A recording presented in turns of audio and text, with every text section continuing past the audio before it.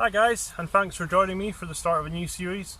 My name's Paul and I'm going to do a 3-part series on primitive pottery. We're going to have 3 different episodes, so there's going to be the collecting and processing of the clay. That will be the first episode, the one you're watching now. The second episode will be the shaping and decorating of the items we're going to make. And then lastly we're going to have the firing process. So it's going to be a start to finish process broken into 3 pieces. And hopefully we're going to get something from this to look like this.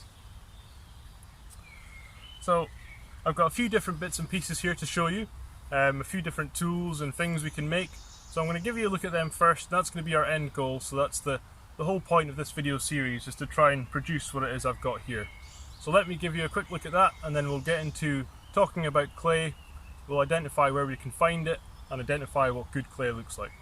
So stick around for the videos, hope you enjoy them, and I'll see you in a minute. So the end goal is to turn this into these. So you can see we've got a variety of different pieces here. We've got some beads, we've got a nice bowl here, a spoon decorated with chalk inlay. We've got another little bowl here, but this is containing some pine pitch, which is a very useful tool. And we also have a little storage container here which could be used for storing food and also different materials. So this is the goal of the series. Let me sit you guys down and we'll talk a bit about each piece and why they're important and what it is they help us achieve. Okay, so we've had a quick look at all the different pieces. Now we're going to look at them in a little bit more detail and just talk about why they're important, what it is they showcased or how they've been used, and where that took us in our evolution. So one of the simplest things we can make with clay is clay beads. Now clay beads are very, very simple, or they can be very, very fancy depending on how much effort you want to put into them. Now beads as a primitive tool, you might think to yourself they're just beads, they don't really have much use, but if you look at what I'm wearing just now, you can see I have a pretty fancy necklace on. So I've got different teeth from all over the country. I've got a fancy bone with some red ochre in it. We've also got some pine pitch. So as a primitive person looking at me just now, you would see that I had access to all these different resources and that I was clever enough to know how to put it all together. But what's also on this bead, or also on this necklace, is some clay beads. Now these might be sort of insignificant to us, modern day people, but what these showcase as part of my necklace is that I have developed the ability to go out, process clay, make something from it and fire it and then make it usable. That as a technology would have been huge back in the day, and therefore it was worth showing off. So you could have some very, very fancy beads, or you could have some very, very simple beads, but either way they showcase that you had this technology to hand, and this technology could then be progressed further to the point where you're making bowls and different tools. So beads were a very, very good way of showing off, basically. They're basically just jewellery, but very important nonetheless. Now, moving on to something a bit more complicated and a bit more useful, we have this little bowl here, and this would make a perfect eating bowl. I've used it in the past, I use it quite a lot for eating out of, and as you can see, it's kind of decorated on the outside with this sort of pebble dash look, and the inside is quite clean. Also, I have a little spoon that I use with it, again made out of clay, and it has a chalk inlay in it, just to make it a little bit more fancy, and a little bit of a lanyard for decoration. You can make these simpler, but again, it's kind of a status symbol. It's like saying, look at me, I have this fancy stuff, but in primitive sort of means. So obviously a bowl is incredibly useful. It allows us to cook our food much easier. It allows us to store things in, so I can make a lid for this and I can store stuff in it. I can boil water in it and all sorts. I can also use it for mixing up ingredients for different tools, so I can make glues and stuff inside of this. It has just hundreds and hundreds of uses. The spoon itself, very long lasting, very easy to make, but again, just stepping up your luxury a little bit. It just shows that you have the ability and the time to make your life comfortable. So, very, very basic, and we will get into making these in part 2 of the video series. Now, sticking with the useful theme, we'll have a quick look at these. So what I have here is a little storage container. Now you might look at this and think, well, there's nothing really significant about that. It's quite small, doesn't look very fancy. It's actually a very simple looking pot. But what it does is have a lid. Now what that means is I can put stuff in here and I can store it, and the atmospheric conditions outside aren't going to affect what's inside. So say for instance I was storing sort of seeds or flour in here. Seeds would be a very good one. So say you were moving from one place to another place and you wanted to take seeds to grow your food when you get there. You can put them in here, you can know they're not going to get affected by atmospheric conditions, the outside weather and stuff like that, or insects, and therefore this little pot would have been very, very valuable, just because it has a nice tight sealing lid and because it can carry stuff that's very important to you. It basically acts like a protective shell. This on the other hand is more of a functional tool. Although it's just a bowl, what it does is allow me to collect resin, pine pitch, which we use, I've done videos on this in the past, which we use for making different tools. It's used for sticking different bits and pieces together. You can see it on my necklace here. So a very, very useful resource and a very, very convenient way to store it. The reason it's convenient is because this pot is fired, I can sit this on the fire and warm all my resin up at once, and I can just use it very kind of as I want. Whereas if you have it on a stick, you're constantly having to kind of heat up your stick and spread it on, and it's just that step up. Again, it's about living comfortably, and developing the pottery skills really allows you to do that in a wilderness sort of setting. As a survival skill, if you're long-term survival or if you're long-term living outdoors, this skill right here is probably one of the most important ones you need to learn, because it lets you make these things. Now, there's all sorts of different things that can make. This is just a small selection of the pieces I have at the moment, but they can be used to make all sorts. They were used for making ammo, for slings, for hunting, and they can go from that sort of extreme to making weights for drop spindles so that you can weave fabric. There's sort of so much stuff you can do with them. So it's worth looking into, and hopefully that gives you some idea of why it was such an important cornerstone in our technology. So now that we've had a look at the pieces we're going to try and make, let's have a look at some clay on a riverbank. We'll talk about how to identify it, talk about where you might find it, and whether or not it's any good. So come with me and we'll go and see what we can find.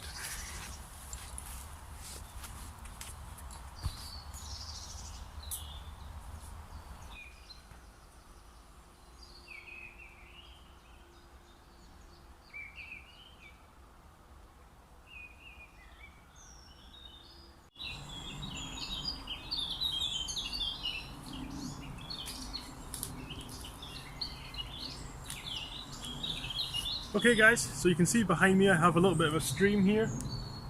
Now, there are many places you can find clay, but I find that streams are usually your best bet.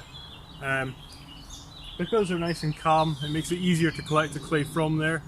You can also find clay in different sort of fields and stuff like that where it's been moved along by a glacier, but typically the easiest place you're going to find it is by a river like this, or a little stream. And there's one very obvious identifying feature that lets you know you've got clay somewhere around the area. The most obvious thing for me that I notice personally is that this bank here, the one you just seen me come along, is very, very flat, whereas the one on this side is very, very steep. Now there's a reason for that. Clay is very resistant to erosion, so the water coming round is going to wear down the dirt bank. This side is dirt, this side is clay. It's going to wear down the dirt bank faster than it's going to wear down the clay. And therefore, we have a nice big steep bank of clay, and we have a very, very shallow dirt bank here. There's a few other signs you can look out for clay.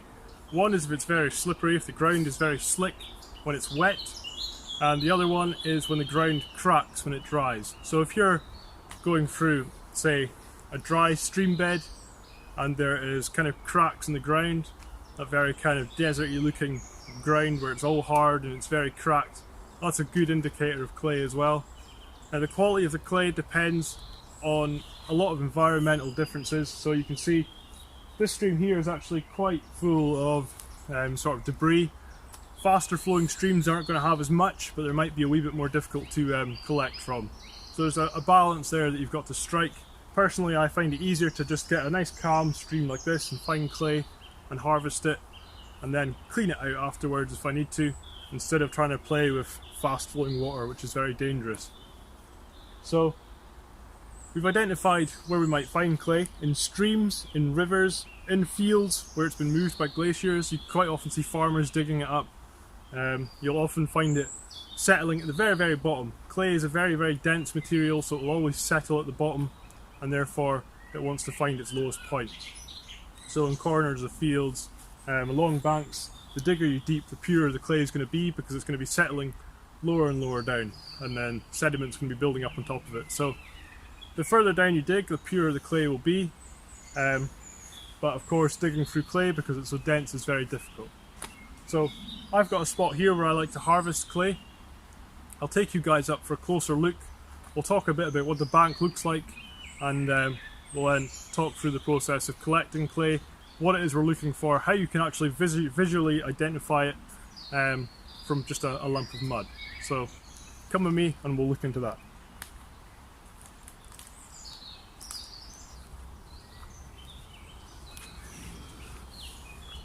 Okay guys, so before we get started, there's a couple of things I'm going to recommend you do.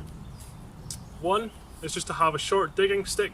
It doesn't need to be anything fancy, just a short stick that you can get both hands on. You can make a little sort of wedge on the end, but again, it's not necessary. I will say it's better to have a short stick than a long one, because what will happen is you put a long one in and you go to pull it, and because clay is so dense, the stick will snap, so always use a short stick for digging out your clay. And secondly, you can see I'm wearing shorts and moccasins today. The reason for that is, when I like to collect clay, I go in and I do it barefoot and just in shorts. The reason being, clay is very sticky, so it'll stick to your boots and it'll stick to your skin, and it's just a nightmare to get off, and it can stain clothes as well. So for me personally, I like to go in barefoot and in shorts. Just saves a bit of mess, and it's also quite nice on your feet as well, to be fair, but obviously be careful of any sort of sharp rocks and stuff like that. Just use common sense. But again, those are just the two things I would recommend. They're not really necessary. You can go in your boots if you feel comfortable that way, and you can dig it out with your hands, but it's much, much easier to use a stick. So just a couple of things to bear in mind. Let's go and take a look at some clay.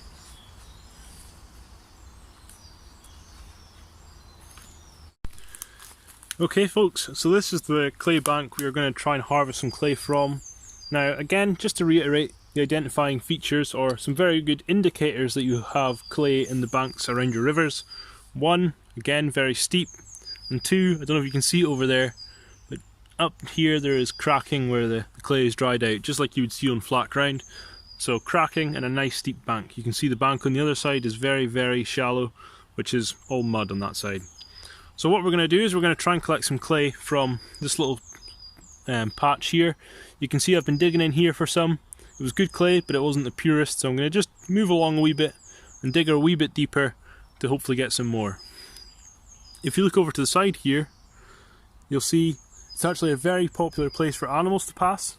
So animals will actually try and climb up the clay. You can see there's a few marks in here caused by animals, and you can also see a very distinct track going up.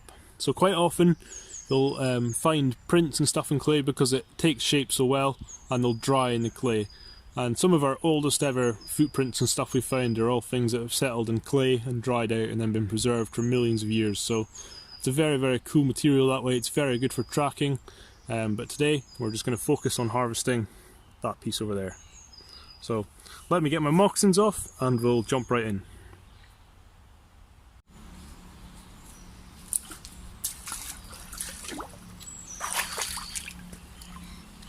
Okay guys, so you can see here the clay that we're going to go after. Now, as well as the identification features we talked about before, there's a few other hands-on tests you can do to see whether or not you have clay, but to do that we're going to have to dig some out. So what I like to do is find a bank like this, where there's a nice clean face, there's no leaves and stuff growing on this particular section here. That just means the clay you're going to get is going to be sort of cleaner. It's not going to have as much roots and stuff in it, which we need to pick out later, and it also makes it just a wee bit easier to collect. So all you've got to do is take your digging stick, put it in, And then the way I like to dig my clay is actually to use my digging stick like a lever. So a traditional digging stick, you're going like this and you're really kind of digging around. This is acting more like a lever, so I put it in and then I push up. What that does is push out a big lump of clay, and with that clay then we can have a look at it and see what it's like. So if I push up, you can see I take out a lump here. Now there's a few different things in this clay that will tell me it's clay. One is the colour of it, so you can see I have some grey in here. Now clay in its purest form will always be grey. Different sands and minerals will colour the clay, and those clays can be identified, and you can actually tell what clay is from sort of different regions and stuff by that very kind of unique colour. So pure clay will always be grey, but the clay in this river tends to have a bit of orange in it. Now that's from the sand, and there's also some probably some minerals in there like iron that are going to cause that kind of brown colour as well. Very, very slight, but you can't see it. So now we've got a piece in our hand. What we're going to do is just squeeze it together. Now, if you did this with mud, it's going to fall apart and it's not going to want to stick together. If it's clay, you can roll it into a ball and it will hold together. Okay, so hopefully you can see that. Very, very solid. Now a good test we can do is to flatten the clay out, like so, and then wet our finger and rub our finger over the clay. Just like that, just put a line through it. Now I'm going to bring this closer to the camera for you guys.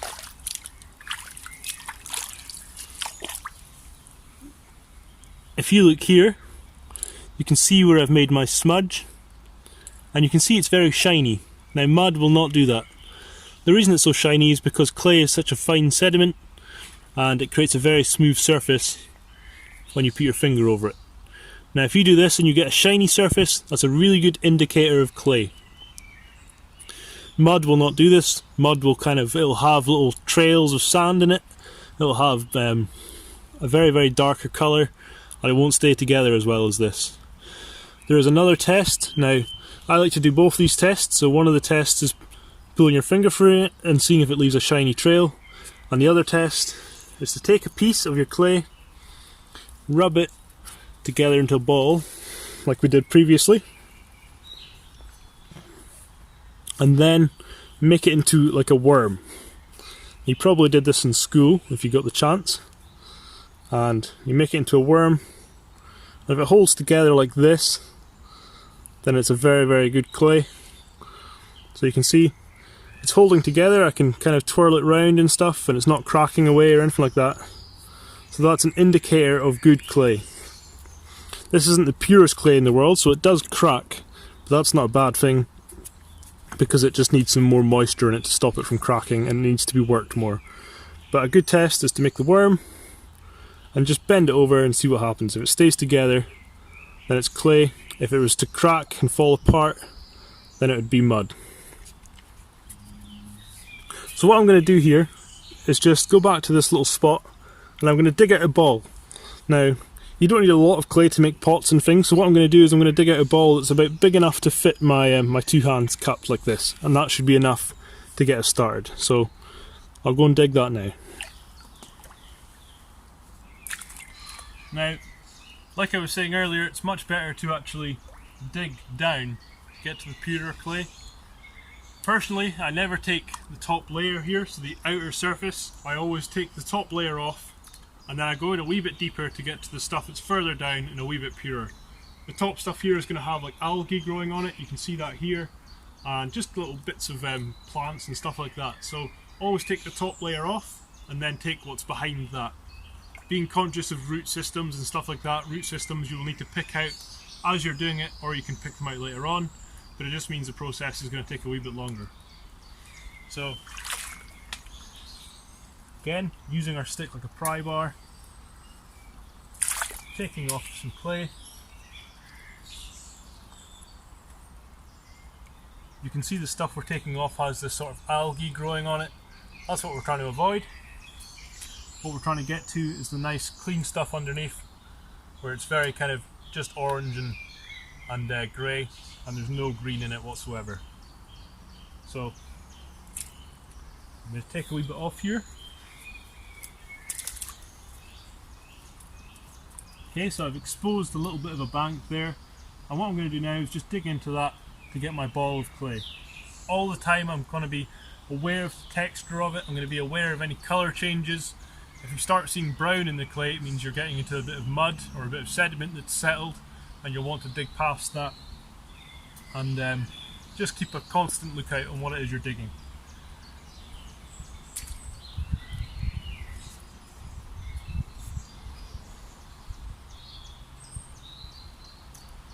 Now you can kind of dig it out with one hand and collect it in the other, and just squeeze it into a ball to keep it all together. Just like that.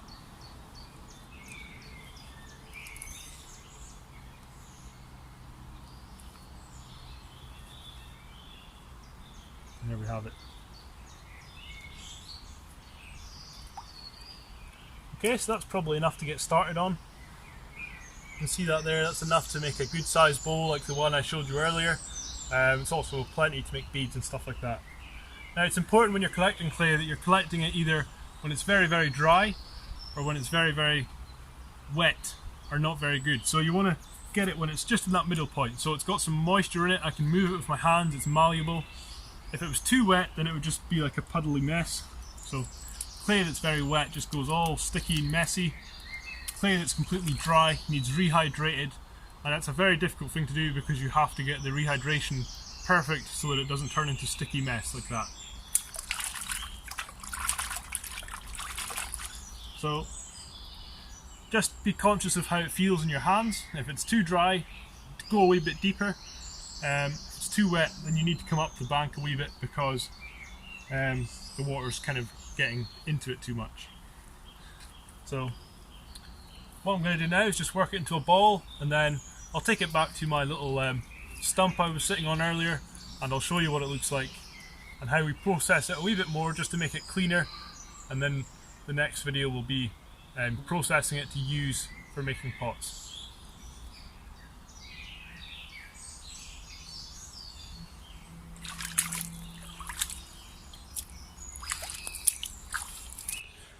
Okay, so here you can see the two bits of clay we've just collected from that river. This piece is a piece that's just come straight off the bank. I've not actually squished this into a ball yet. And this piece here is the bit that I have processed into a ball. Now this is just an easy way of carrying it around. This still needs to be processed much, much more so we can pick out any impurities that we see in it. And this needs to go through the same process. So I'm going to give you a quick kind of look at how we process the clay, ready for using it next time when we go to make our pots and our beads. Okay guys, so here's the ball we've just collected. Now all I've got to do to this is start squishing it together and getting it to stick together like one big solid lump of clay. All the while I'm doing this, I'm keeping my eyes open and looking for any bits of sticks, stones, leaf, insects, anything like that, so I can pick them out and just throw them away. I'm also feeling it, I'm understanding how it feels in my hands. If I feel any lumps, any stones, then I'll pick them out. So you can see I've got one here, and you just have to use your hands to be able to feel them, to pick them out. Something like that, if we left it in, would destroy a pot. This would heat up in a fire and explode and blow up your pot. So you've got to be very wary of stuff like that. So that's all we're looking out for at this point, and we're just trying to work it into a nice ball. A good way of identifying any pieces you want to remove is to flatten it out into a big pancake. The reason for that is you're making the surface area much, much bigger, and you're making the clay very thin. So anything that's in there should be easier to spot because it's not going to have as much of a place to hide. Again, I can feel another stone. So all these things are the things we want to pick out. Okay, and then when you're happy, all you have to do then is just fold it up into a ball. And then I like to hit it. This is part of the kneading process, but we'll go into that next video. All we're trying to do is just make a ball. So you can squeeze it together, you can hit it together. All we're trying to do is make one nice consistent ball. Nothing too complicated here. By working it like this, we're making it much easier to move around, so as we dig it out of the ground, it's actually very stiff. It'll be quite difficult to move around with your hands, and that's because it's been sat there for hundreds of millions of years. It's very cold and it's been in that position for a long time, so it just needs warming up. Your hands will warm it up as you work it, and the clay will become much more malleable as you work it. So you can see now we have a very consistent looking, very clean ball. There's no sign of debris in this, there's no signs of any different material like dirt in there or sand, and now this is ready to use. So we're going to get into using the clay in episode 2 of the Primitive Pottery series. That'll be going out next week. Please remember to subscribe so you get the notification for when the next episode goes up, when we start to use our clay to make pots and beads and things like that. If you can get your hands on some clay, please do, and feel free to kind of join along on the process and share with us how you're getting on with it. And if there's anything I can do to help, then please don't hesitate to get in touch. That's going to do it for episode 1 of Primitive Pottery. Come back for episode 2 next week, and I'll talk to you then. All the best.